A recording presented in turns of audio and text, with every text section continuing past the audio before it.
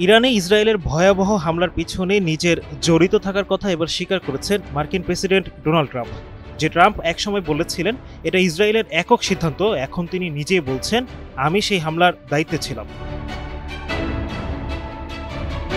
গতকাল বৃহস্পতিবার সাংবাদিকদের সামনে ট্রাম্প বলেন, ইসরায়েল প্রথমে আক্রমণ চালায়, কিন্তু পুরো পরিকল্পনা ও নেতৃত্ব আমার হাতেই ছিল। তিনি আরও বলেন, হামলার প্রথম দিনটা ছিল ইসরায়েলের জন্য অসাধারণ, কারণ সেদিন সবচাইতে বেশি ক্ষয়ক্ষতি হয়।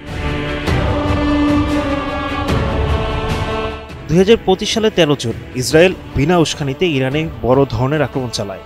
নিহত হন অনেক উচ্চপদস্থ সেনা কর্মকর্তা, পরমাণু বিজ্ঞানী এবং সাধারণ মানুষ। প্রতিশোধে ইরান ছুড়ে দেয় শত শত ক্ষেপণাস্ত্র ইসরায়েলের দিকে।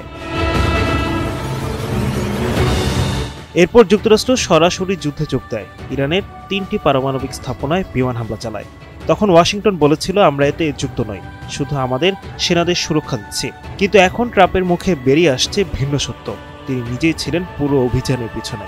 ইরান কাতারে মার্কিন ঘাঁটিতে পাল্টা হামলা চালানোর পর একটা সাময়িক যুদ্ধবিরতি হয়। তারপর থেকে ট্রাম্প দাবি করছেন, আমার নেতৃত্বে ইরানে পারমাণবিক কর্মসূচি ধ্বংস হয়েছে।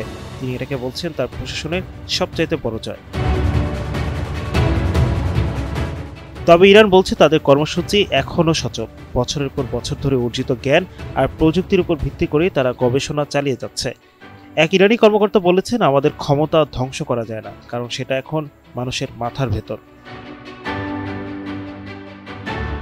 তাহলে প্রশ্ন উঠছে, ইরানে হামলার পিছনে আসলে চালক কে, ইসরায়েল নাকি হোয়াইট হাউসের প্রেসিডেন্ট ডোনাল্ড ট্রাম্প?